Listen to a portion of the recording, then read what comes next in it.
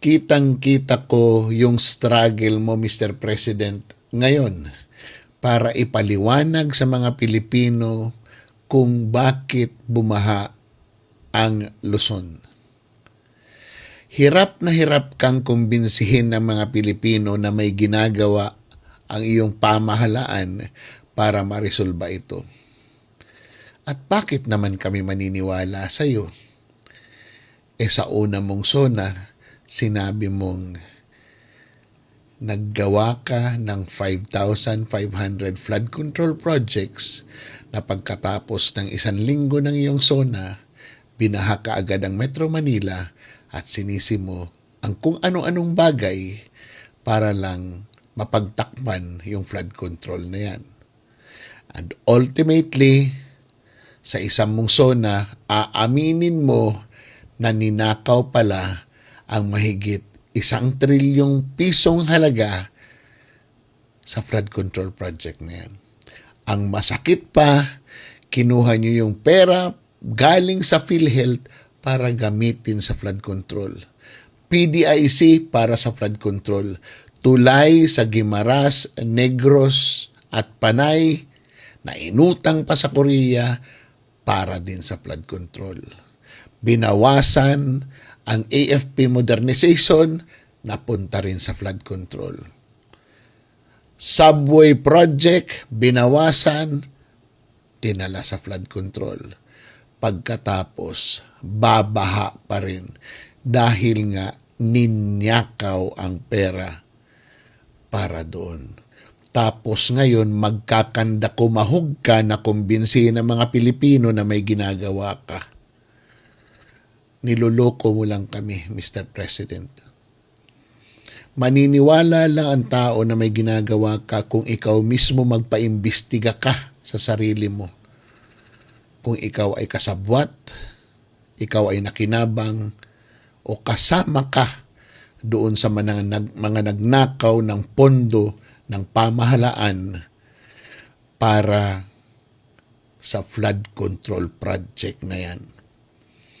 Dahil asang-asa ang mga Filipino sa laki ng budget na inilagay dyan, tuwing bumabaha, binabalikan ka ng sisi dahil iniyabang mo at sa laki ng perang nawala, ang tao ay magdududa na ang administrasyon mo ay nagnakaw lang ng pera na dapat sana ay mapapakinabangan ng mga tao ngayon. Nasira ang karamihan ng kanilang mga gamit, mga kotse, naabala ang kanilang mga araw, naglakad ng malalayo, sumuong sa baha. Para saan? Para mabuhay sila. Para may makain sila. At yung kanilang iniaambag na kakabiranggot para sa buwis na dapat sana sila ang makikinabang. Iba ang nakinabang at iba ang napakinabangan. Sila ang naghihirap, sila ngayon ang nandyan sa baha, samantalang kayo nagsasalita na ginagawa ninyo ng paraan para marisolba ito. Walang maniniwala sa inyo, Mr. President. Niloloko nyo lang yung sarili ninyo at niloloko nyo lang ang mga Pilipino. Sabi ni Gutesa, may nag-offer daw sa kanya na babae sa office daw ni Senator Marcoleta na ibigay ang number ko sa kanya kung gusto niyang tulungan ko siya sa affidavit niya. Dinamay mo pa ako. Isipin mo na lang. With my status as a retired COMELEC commissioner and a former COA commissioner, law practice for 25 years, and you see my law practice was really focused on women's rights. Isipin mo na lang, Eh, maniniwala ba sa Gutesa na mag-aabogado ako para sa'yo? Para sa ano? Will I have anything to do with Zaldico, your boss, at the time? Pero syempre, mas mabigat ang maleta, hindi ba, Gutesa?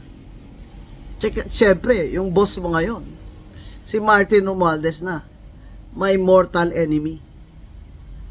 Kaya sana makulong kayong dalawa. The ombudsman should file a perjury complaint against you because the ombudsman used Gutesa's affidavit in the plunder case of Martin Romualdez. And now he's recanting. The ombudsman should file a perjury case against Gutesa and include him as a co-conspirator in the plunder case versus Martin Romualdez. Tingnan mo lang kung makulong mo yan, ombudsman. Kung hindi ba yan iiyak. Gutesa is undermining the authority of the ombudsman. The ombudsman used his affidavit in the case against Romualdez, and now he's recanting. He's now turning around and saying na hindi siya nag-deliver ng maleta kay Martin Romualdez. Yung boss mo, si Martin Romualdez, Gutesa, mortal enemy ko yan. Makukulong din yan. Ikulong na si Martin Romualdez!